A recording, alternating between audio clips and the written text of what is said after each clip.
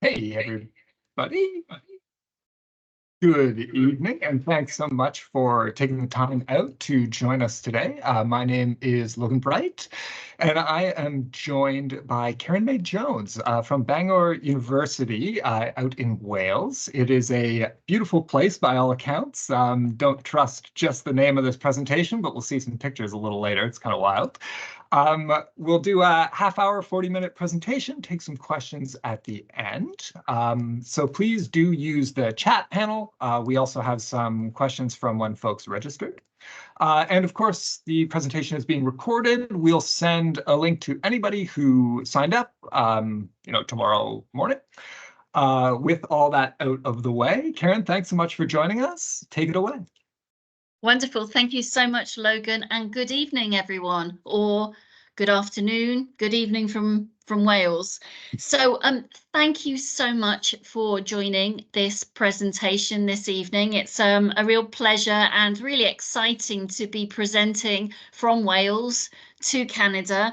Let me introduce to you something about the amazing location where Bangor University is located. So I'm going to run through, as I say, who we are, where we are, talk a little bit about campus life, accommodation, touch on international support. I've got quite a lot of information on our different programs, a little bit on entry requirements and how to apply, fees, scholarships, a little bit on careers, and then we'll hit the Q&A. Now, if you guys have got any questions in the interim, do pop them in the chat and we'll come back to them at the end. So I'm really looking forward to having a chat with you all at the end. You can see on the screen, I hope, that Bangor University is an older university. This year is our 140th birthday. And I have to say, whenever I show these sort of photographs, we do really have the Hogwarts effect in Bangor. It is a remarkable old building and, I think reflects the gravitas of an educational institution in the UK. So it is a fabulous campus. We are located in Wales.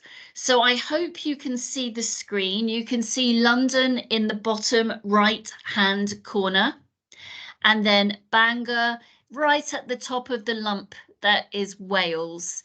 We're about 3 hours from London by direct train, and then about an hour and a half from Manchester and an hour and a half from Liverpool. A couple of hours from Birmingham. And funny enough, the reason there is a direct train from London is because the train from London goes through Bangor to Holyhead, where it connects to the ferry to Dublin. So you can be in Dublin in about 3.5 hours also. So we're actually really well connected across the country, and with some really interesting little routes as well. One thing about Bangor is that we have more than 170 clubs and societies to join, and they're all free to join. And this is really an unusual situation when you're joining a university in the UK, because there are usually charges associated with different clubs and societies. But Bangor has made the choice that all the clubs and societies are free to join. And that means that, especially as an international student flying thousands of miles to come to university, you can try different clubs and societies, and it's a great way to really broaden your social circle and quickly make friends when you arrive at the university. We are located at the foot of the Snowdonia mountain range on the seashore. And that means that there is a lot of outdoor activities in this area of the UK.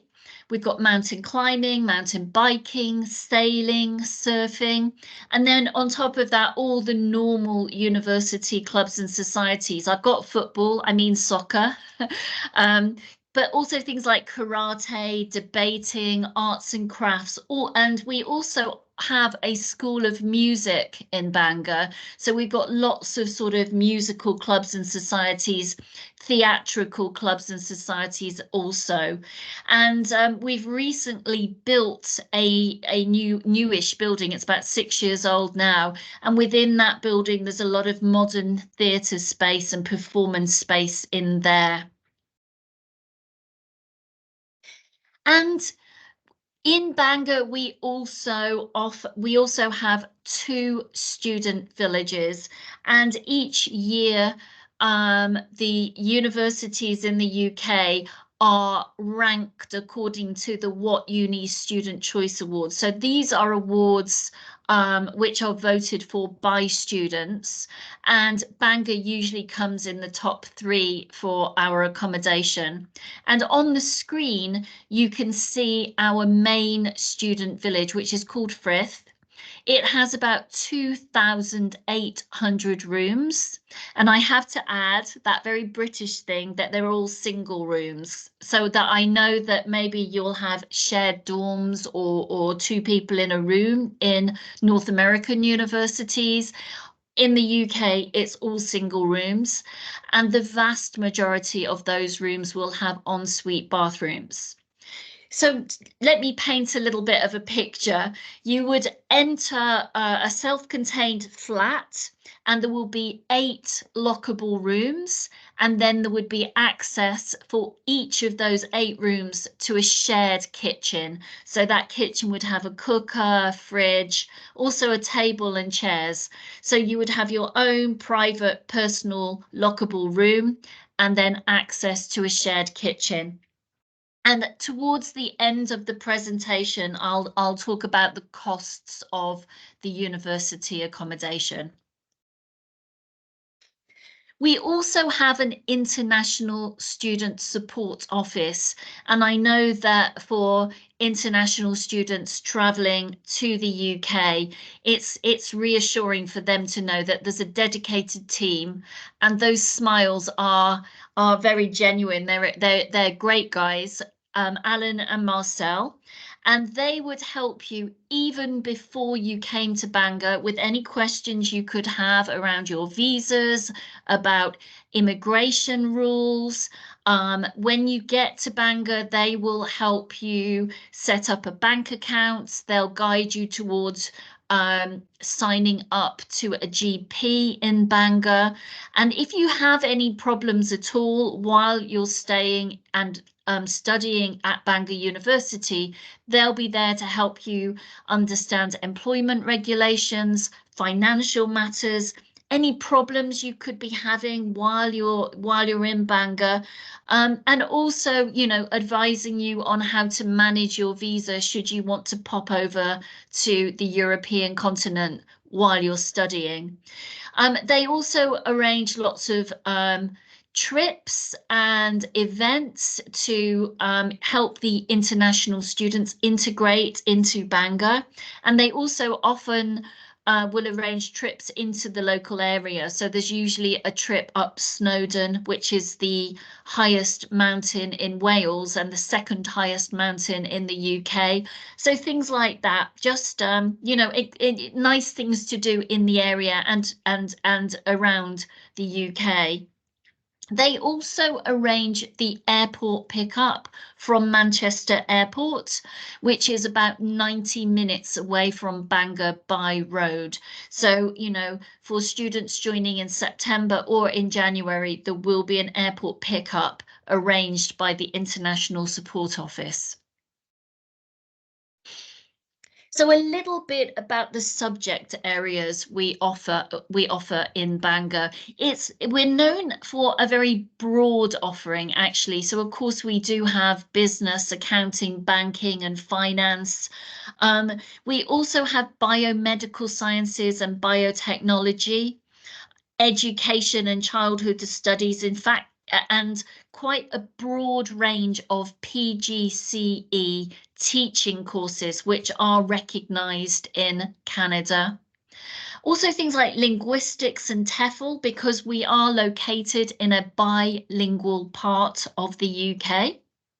And as I've already mentioned, music, even philosophy, religion, and social sciences.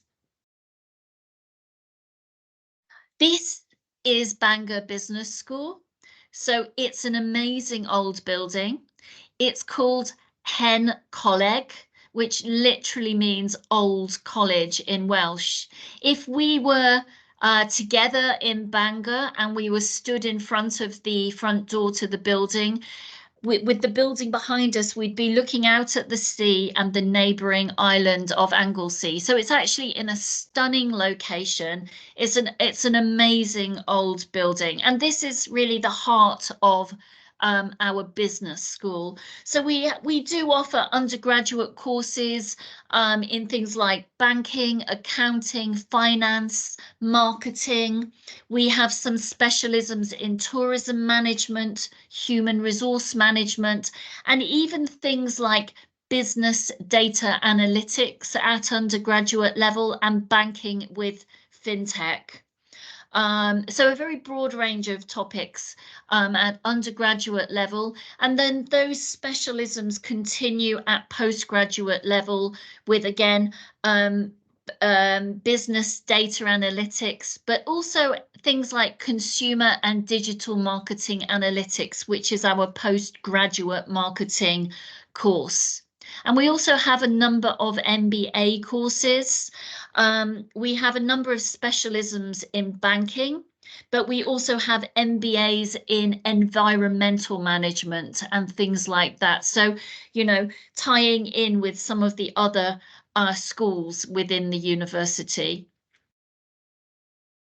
And we also have a School of Electronic Engineering and Computer Science, offering quite a broad range of courses. So at undergraduate level, some computer systems and computer science, electronic engineering, but also data science and visualization, data science and AI. I think those sort of courses which are becoming really important and very popular at the moment. One thing I would say about studying electronic engineering at Bangor University is it's a very vocational, hands-on practical course.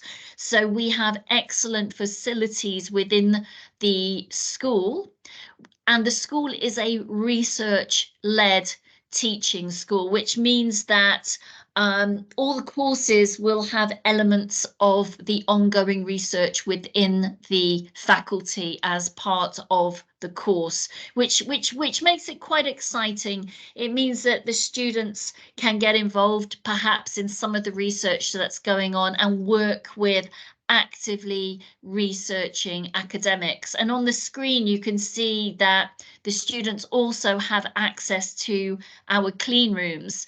And that's a really important thing, because to be able to say that you understand the protocols of using a clean room is really valuable to be able to put that on your CV. We also have a College of Human and Behavioural Sciences, and within that college we have our School of Psychology. Bangor has got one of the oldest and largest schools of psychology in the UK. We were established back in the 60s and have about 1,000 students studying psychology in Bangor. And what that means is that we have a very broad range of courses. So at undergraduate level, you can study psychology, but you can also study psychology with forensic psychology, clinical and health psychology, and there's also a number of joint honours where you can incorporate psychology. So, you know, LLB law with psychology, for example. And very close to that is also our School of Sports Sciences. And we are one of the top ranked schools of sports sciences in the UK, and our location, as I previously mentioned, is in the heart of the mountains on the seashore. So, you know, again, students who are very drawn to sports science, but also the science which revolves around optimizing human performance in different environments and atmospheres. You know, sports science is a very interesting area to study, and many of our graduates go on not just to work in sports, but also with the army, or even in some cases with NASA. And of course, we also have a law school at Bangor, and we offer a 3-year LLB in law, but we also have a 2-year accelerated program. So, you know, it would give you the opportunity to learn the key aspects of law and gain those valuable legal skills. But we also have some additional modules such as environmental law and the legislation around endangered wildlife. So those are some specialist modules that we offer. And the Bangor University LLB is recognised and eligible for you to then register to take the NCA in Canada. And I did want to mention actually that we are currently arranging for one of our faculty from the School of Law to visit Canada. He'll be in Toronto and Vancouver next week. And if you would like to book an appointment to meet him, just put your name in the chat, and I'll add my email at the end, and I can help you arrange an appointment with Daniel Weston when he's in Canada, and he can tell you a lot more about studying law in Bangor. So I also really wanted to talk about the School of Environmental and Natural Sciences. We have quite a range of courses which straddle from conservation to forestry and environmental issues in the middle. We have a number of specialisms in zoology, which I'll show you in a second. And I often say to students, you know, if you're interested in studying environmental science, natural sciences, you know, Bangor as a location is a bit like living in a field trip. We're on the seashore, but we're also at the foot of the second highest mountain in the UK. So the environments available within a very short distance are very valuable to students who are studying things like forestry, environmental sciences, things like that. And we do offer a very broad range of specialisms within those schools as well. And I find it fascinating how many people from around the world will track down our zoology with herpetology, for example. But we offer a very broad range of specialisms. And my understanding is that, you know, that first year in zoology can be very similar, and that you don't have to commit to a specific zoology course really until towards the end of your first year. But it's not just about natural sciences and environmental sciences. We've got one of the oldest and largest university centres for marine science in Europe. And as you can see on the screen, we have got a research boat. In fact, we have the only ocean-going research vessel in the UK. And we've been awarding degrees in this specialism since 1934. And I have put some of our specialisms on this slide. So marine biology, marine vertebrate zoology, environmental studies, physical oceanography, geological oceanography. So these are, you know, a very broad range of subjects to study in Bangor, and we do have some very high caliber international academics teaching within the school, and I say that, and it doesn't really reflect how friendly, small, and supportive that school is, and it's full of very passionate people. So it's a really wonderful environment to study in, and Bangor is actually top in the UK for its research in earth systems and environmental sciences. And I hope that, you know, just these few minutes that I've spent talking about it, you know, perhaps prompts you to look a little bit further or to reach out with questions today or email me some other time, you know. But do reach out to me if you've got any questions about the programs at Bangor University. So how do you apply? We will accept direct applications on our website. So if you go to our website and you choose international, it will say apply here, and you would be guided through our online application system.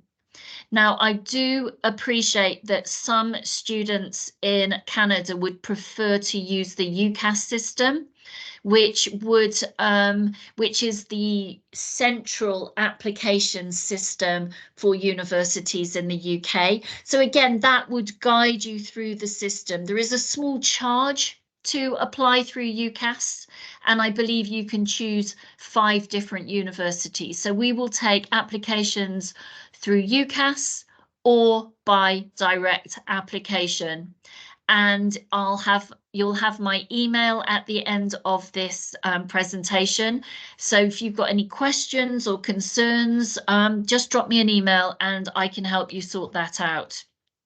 What you'll need to submit for your application will be your CV if you've got some work experience, a personal statement, your academic transcript, possibly your certificates if you've got a degree, and some references. And the whole process is set up to guide you step by step to upload the documents you require. So a little bit about the cost of study in Bangor. So the prices can vary quite considerably. So undergraduate study courses starting around £17,000 will be like business, maybe law, those kinds of subjects, but then moving more towards the more the courses that might require more hands-on lab work and things like that will become more expensive, so going up to about £20,000. Postgraduate courses will start at around £18,000 going up to the MBAs, which are the more expensive courses, which are about £24,000. And then we also offer PhDs in Bangor, and those prices go from £17,000 to £23,000.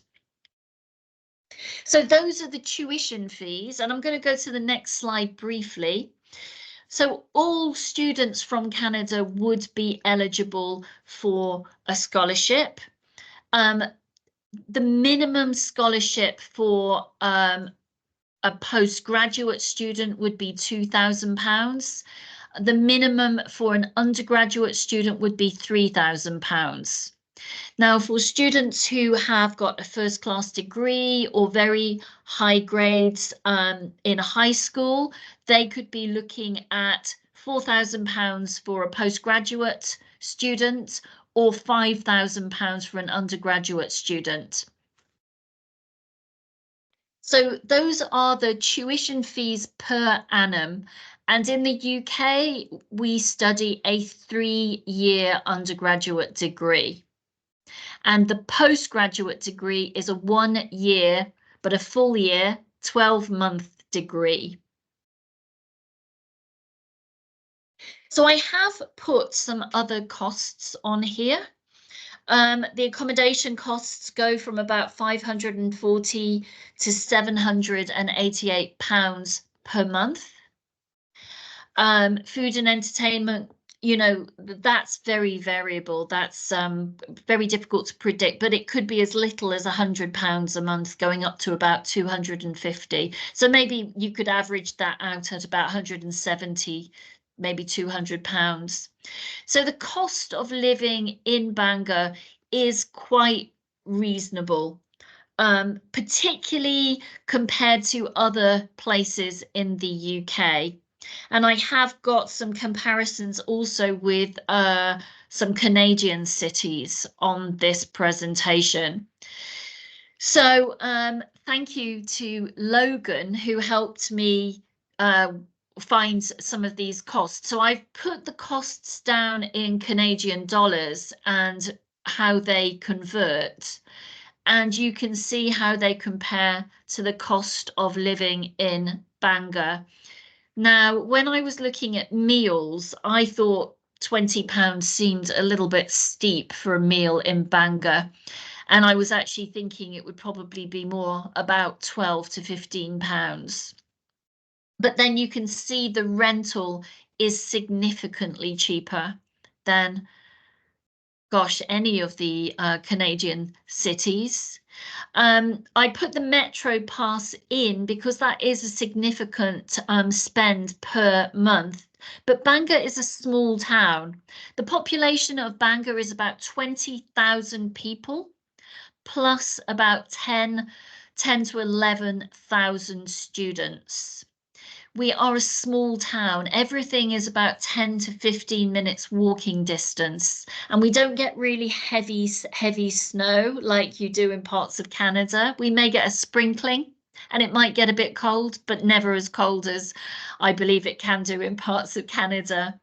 So really, you don't really need any transportation in Bangor itself. So day to day, going to school, going to the shops, meeting friends is generally walking distance. Obviously, if you want to leave Bangor, jump on a train to London, Manchester, Liverpool, Dublin, you know, there's a cost there, but day-to-day living, you should not really have any serious transportation costs. And then because Logan was kind enough to share some costs with me, I put the apples in and I looked at, this is a cost of 1 kilogram of apples in different cities in Canada. And then I found out the cost of a kilogram of apples in our local supermarket. And again, you know, looking at the price of food in Canada compared to the UK, we are quite a bit cheaper, especially for some particular items. So I hope that gives you a bit of insight into the cost of living in Bangor, and how that compares to, you know, the cost of living in Canada.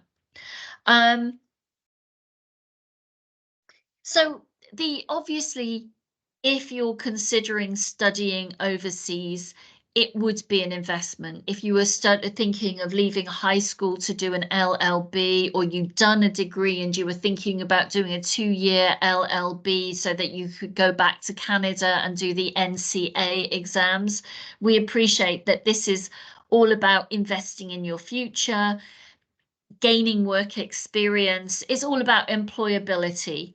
We do have a careers and employability service in Bangor.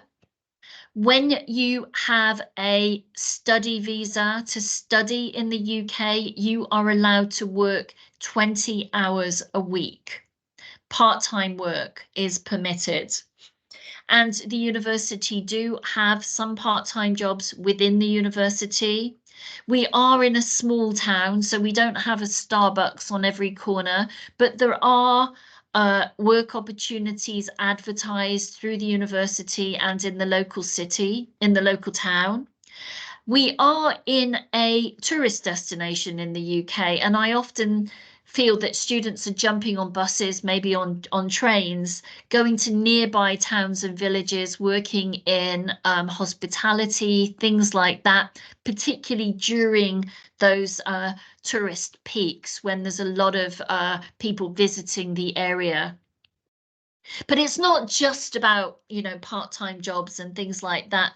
You know, the Careers and Employability Service do arrange career fairs, and those are specialist career fairs. So, for example, the law school will have a career fair. There will be different career fairs within different schools of the university, and all of our undergraduate courses will offer some sort of work placement. It can vary by course, but many of our courses, particularly within the School of Natural Sciences and Environmental Science, and I know law, offer 1-year placements as part of the degree. So that turns the degree into a 4-year degree. And that could also be an international placement year. We offer CV writing, interview, kind of, you can do fake interviews with the careers and employability team, and they will help you write your CV that's suitable for the UK. And of course, once you finish a degree in the UK, you are allowed to stay in the UK for 2 years afterwards. And the Career Service also offer that support for the following 3 years after you have graduated. And there's a lot of voluntary work in Bangor, actually, and that has a lot of value to add to your CV. And within the university framework, that can also reflect really well on your results when you graduate. So there'll be like things like beach cleaning, but there's also, peer support. And, if you're an international student, I'd be asking you to help me do various things to support my activities in Canada, maybe North America as well.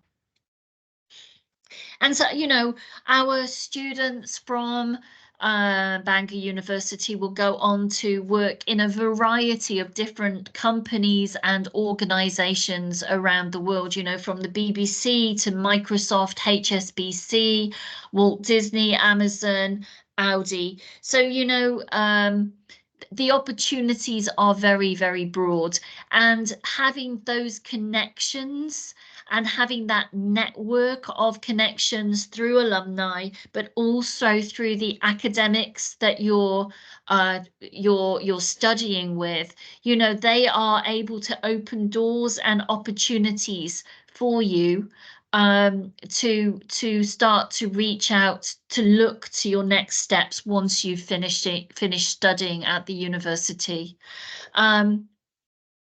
Yeah, so that's really important, being able to recognize those opportunities that are available to you through working with the academics.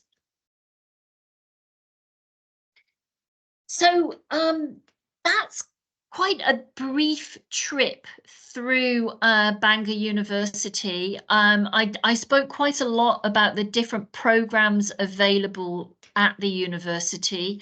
So if you've got any questions about the programs, about applying to Bangor, about costs, please pop them in the chat, or we'll open up a Q&A.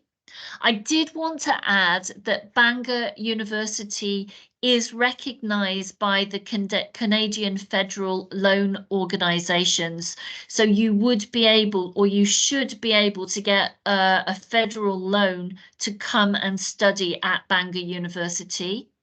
And you will find that we have like a short code, which is on our website. And you would just need to choose that particular code to let the Federal Loan Organisation know that you're applying to Bangor University.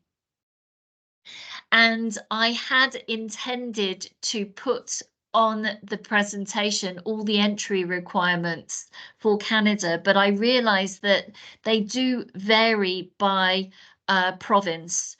So I would say that the average that we're looking for is about 70% in most of the Canadian provinces, but there are lots of details on our Canada page on our website.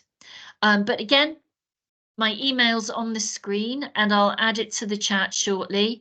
So, if you need any help with that, or you can't find the entry requirements, just drop me a line and I'll be able to help you with that. Thank you so much for listening. I'll stop sharing now, Logan, and see if we've got some questions. Gen 4. Thanks very much, Karen, for presenting. I have dropped your email and a couple of links in the chat, including Oh, brilliant. the Canada page, so folks can jump right there. Anybody who is got questions, feel free to drop them in the chat alongside those links. And otherwise, we do have a few cues from the registration. So let's jump in there. To your final point there, Karen, the first question we have is admission info and requirements for science students. But it sounds like that is too variable to summarize in a nutshell. Is that fair to say? It's interesting because, you know, there's science and there's science, but I guess what I could say here, as I sort of, I know that most high schools in Canada offer a percentage result. I believe there might be one that doesn't. But we're looking at about 70%. But you're right, for sciences, if you want to study marine biology, you don't actually have to have biology, but it helps, you know. So I have spoken to them that school quite recently. I'm like, you have to have biology, right? And they're like, well, you know, we'll look at applications from students who haven't got biology, because what we're looking for is their ability to also work with stats and things like that. And what we find, they said to me, this is what they're saying, what we find is that often they don't come with the biology we want. So we teach them the biology that we want them to know to sort of then progress through their 3 years. But obviously for something like zoology, again, it would be really helpful to have biology, you know. But one thing, and I didn't touch on this in my presentation, is you guys have 4-year undergraduate degrees in Canada, right? Yeah, primarily. Almost all undergrads are 4 years, yeah. So what we have is we do have foundation years in all those key areas that I've talked about. So even business, law, but zoology, biomedical sciences, marine biology, we do have a foundation year. So for those students who might not quite get the grade, they might be short of 70%, or Sure. they want to study sciences, but they hadn't chosen biology, but they wanted to do something like maybe biotechnology, which is very, very biology. You know, they could look at applying to do one of our foundation courses and doing the 4 years in the Right, okay. UK. Yeah, that's So there is interesting. options. Curious too, and this would be a bit of hearsay maybe, but for an example like marine biology, would the admissions staff kind of take into account if you were a volunteer in a marine biology related organization in your free time in high school, something like that? Are they looking at extracurriculars? I think if they felt that there was something maybe lacking academically, that would definitely be a bonus. You know, we have complex lives, don't we? You know, people have a bad day when they do their exams and, you know, they don't get what they thought they were going to get. But, you know, in that case, that bad day could be, you know, countered by, as you say, volunteering in a marine biology environment or something like that, you know. So we do look at people quite holistically. Perfect. Okay, thanks for that.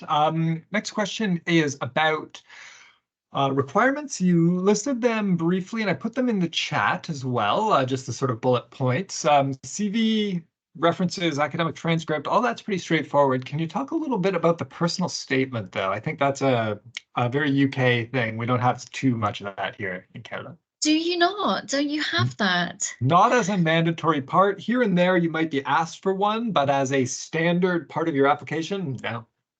Well, you know, the case in point we were just talking about, I feel that that's when a personal statement comes in really handy. Sure. But if you're not sure what to do about personal statement, I would say, and this sounds like I'm not trying to cop out of this, but Google it. There's loads of advice on the internet about how to write a good personal statement. But you know, one piece of advice I would give, don't use AI.